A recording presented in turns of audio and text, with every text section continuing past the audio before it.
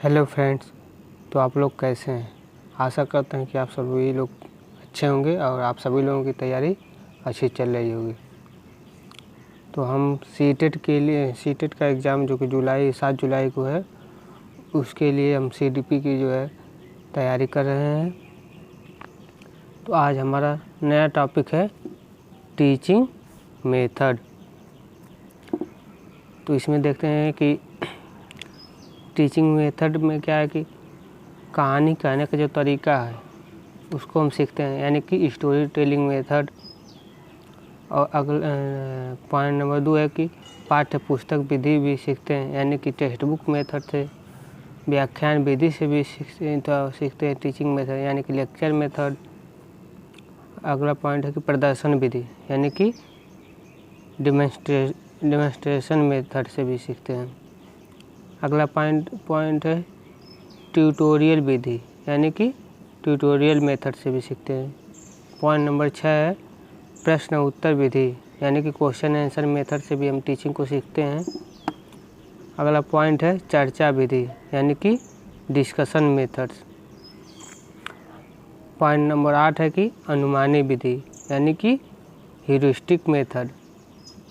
Point number 9 है discovery विधि, यानी कि डिस्कवरी मेथड। पॉइंट नंबर 10 है परियोजना विधि, यानी कि प्रोजेक्टिव मेथड।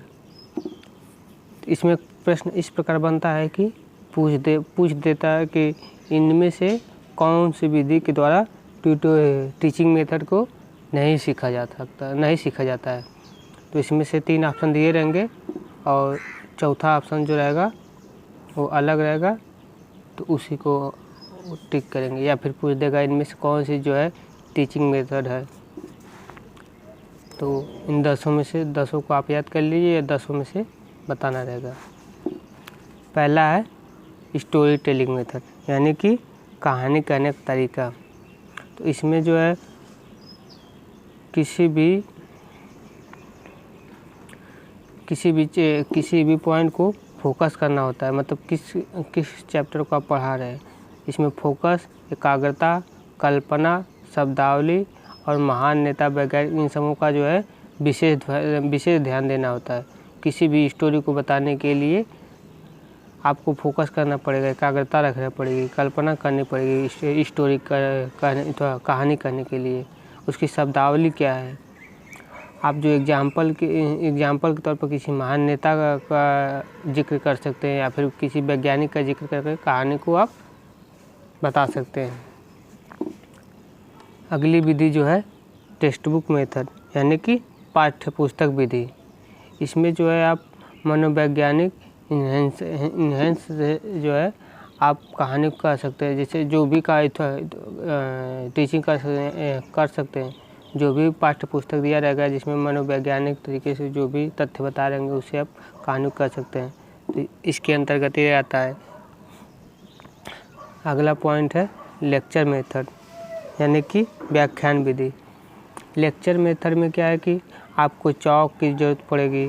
टॉक मेथड, यानी कि आपको बच्चों के सामने बात करना पड़ता है, और इसमें परंपरागत तरीके से आप क्वेश्चन रखते हैं। क्वेश्चन पुटअप मेथड, यानी कि बच्चों से आप क्वेश्चन पूछ सकते हैं, बच्चे आपसे पूछ सकते हैं। ये सिस्टमेटिक तरीके से होता है। इसमें लॉजिक को भी आपको बताना पड़ता है। इसमें इम्प्रेसिव ध्यान दिया जाता है।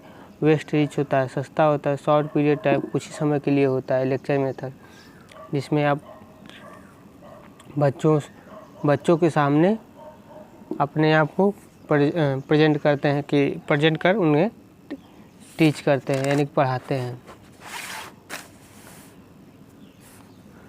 बाय डेमोन्स्ट्रेटिव, ये जो है बहुत ही बोरिंग और टाइसम होता है। इसके अगेंस्ट लर्निंग बाय डूइंग से सीखा जाता है, यानी कि करके सीखना होता है। इसमें टीचर जो है कंसंट्रेट होता है, यानी कि टीचर अध्यापक पर विशेष ध्यान दिया जाता है। पॉसेसिव लिसनर, यानी कि इसमें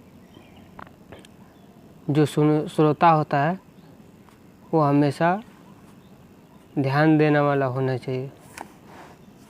अगला पॉइंट है डेमोन्स्ट्रेटिव मेथड। इसमें आप जो है सोलर सिस्टम डेमोन्स्ट्रेटिव मेथड में जो है आपको बताना पड़ता है एग्जाम्पल अथवा प्रैक्टिकल करके दिखाकर, यानी कि जैसे कि सोलर सिस्टम।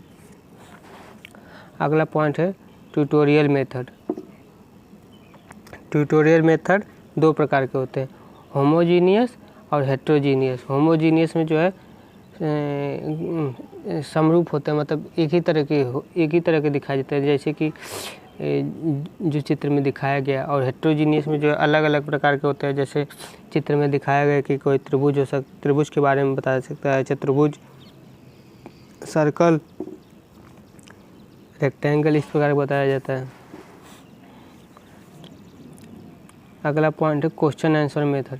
इसमें जो है आप बच्चों से क्वेश्चन पुटअप करते हैं और पूछते हैं, जैसे कि सॉक्रेटिस को जो है क्वेश्चन आंसर मेथड में शामिल करते हैं।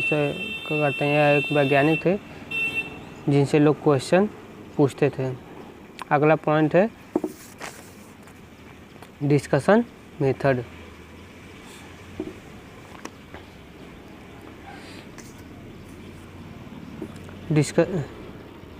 डिस्कशन मेथड जो है इसको हम ओपन एंडेड क्वेश्चन भी कहते हैं, क्योंकि इसमें जो है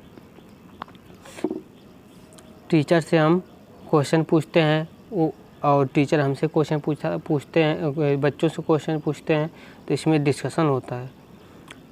डिस्कशन मेथड में जो है लीडरशिप को भी शामिल किया जाता है, जैसे जो एक नेता होता है वो भी डिस्कशन मेथड के तहत ही बच्चों को सिखाता है। टॉलरेंस यानी कि सहनशीलता। डिस्कशन मेथड में सहनशीलता होनी चाहिए, यानी कि जो भी डिस्कशन चल रहा है उसमें समय लगता है। अगला पॉइंट है ह्यूरिस्टिक मेथड, यानी कि अनुमानी विधि। इसे जो है H.E. आर्मस्ट्रांग ने दिया था। अनुमानी विधि में जो है प्रॉब्लम पोजिंग होता है, प्रॉब्लम सॉल्विंग भी होता है, पोजिंग भी होता है, और इसमें जो है हाइपोथेसिस यानी कि परिकल्पना पर जो है विशेष ध्यान दिया जाता है। और इसमें जो है प्रॉब्लम को प्रेजेंट किया जाता है कि क्या दिक्कतें हैं, अनुमान भी लगाया जाता है और देखा जाता है। अगला पॉइंट है प्रोजेक्ट मेथड। प्रोजेक्ट मेथड को जो है W.H. किलपैट्रिक ने दिया था।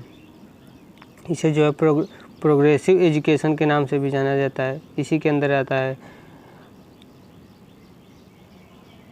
इसमें प्रोग्रामेशन और ग्रुप वर्क। प्रोजेक्टिव मेथड में जो है ग्रुप वर्क अधिक कार्य करता है, जिसमें एक साथ मिलकर ग्रुप में पढ़ाई की जा सके। अगला पॉइंट है डिस्कवरी मेथड। डिस्कवरी मेथड में सोशल साइंस आता है, यानी कि जिसमें आप घूमते हैं और वहाँ से जाकर सीखते हैं वहाँ के बारे में, जिसमें पास्ट हो गया, यानी कि जो पहले हो चुका है उसके बारे में हम पढ़कर सीखते हैं। अगला पॉइंट है कि रोल प्ले मेथड, यानी कि करके सीखना। विचार मंथन विधि, यानी कि ब्रेनस्टॉर्मिंग मेथड। अगला है प्लेवे मेथड, यानी कि खेल कूद कर के सीखना। पॉइंट नंबर 14 है मोंटेसरी विधि, यानी कि मोंटेसरी मेथड। अगला पॉइंट डाल्टन विधि, यानी कि डाल्टन मेथड। पॉइंट नंबर 16 है कि आगमनात्मक विधि, यानी कि इंडक्टिव मेथड। पॉइंट नंबर 17 है डिडक्टिव मेथड। पॉइंट नंबर 18 है विश्लेषण और संश्लेषण, यानी कि analysis and synthesis. Point number 19 है समस्या समाधान तरीका, यानी कि प्रॉब्लम सॉल्विंग मेथड।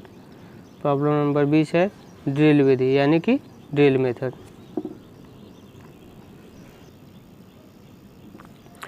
पॉइंट 11 है रोल प्ले मेथड, जिसे जो है J.L. मॉर्नियो ने दिया था, यानी कि करके सीखना। इससे जो है बच्चे बहुत ही जल्दी सीखते हैं, करके सीखते हैं जो।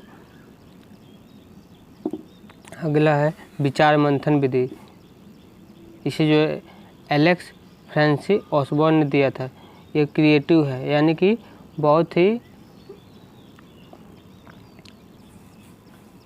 नए तरीके, इसमें जो है नए नए विचार मिलते रहते हैं, विचार बनाते रहते हैं बच्चे, जिसे क्रिएटिव तरीके से सीखा जाता है। पॉइंट नंबर 13 है कि प्ले वे मेथड, जिसे फ्रेडरिच फ्रेबरल ने दिया था। किंडरगार्टन मेथड को भी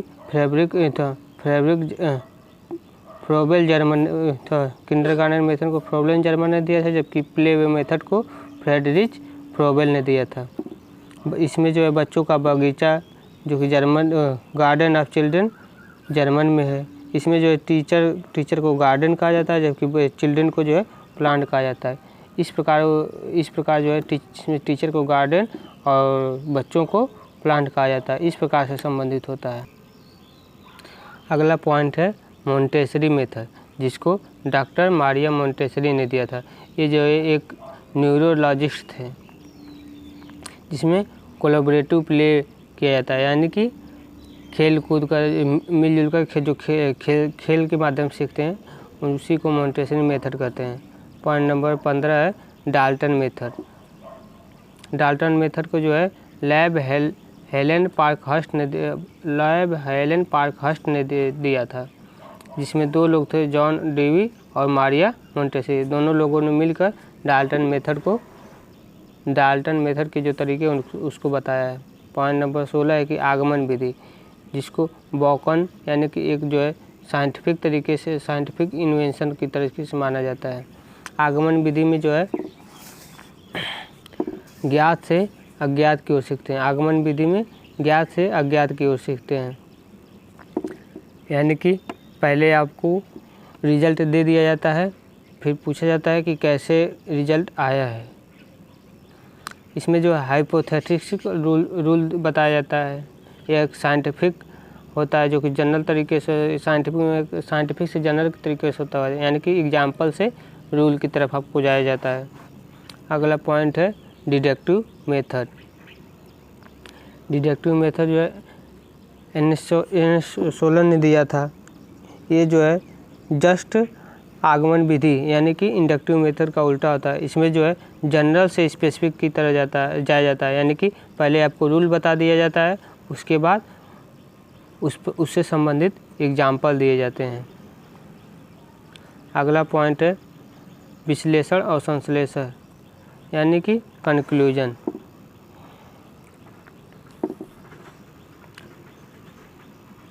आई होप आप सभी लोगों को हमारा क्लास पसंद आया होगा। पसंद आया हो तो लाइक करें, सब्सक्राइब करें, और जो लोग भी सीटेड जुलाई के लिए तैयारी कर रहे हैं या फिर करना चाह रहे हैं, उन लोगों को शेयर करिए। हम जो ये नोट बनाए हैं, इसी के माध्यम से सीटेड का जो एग्ज़ाम है उसको क्रैक किए हैं। आप बस इसी को तो तैयार कर लीजिए, और इससे आपका सीटेड का जो है 98% चांस रहेगा कि आपका क्रैक हो जाएगा। और इससे संबंधित प्रश्न हम भी, इससे संबंधित MCQ हम करवा रहे हैं, उसे भी आप करिए। 100% आपका इस बार सीटेड क्लियर हो जाएगा। अगली क्लास जो है कल होगी। जय हिंद, जय भारत।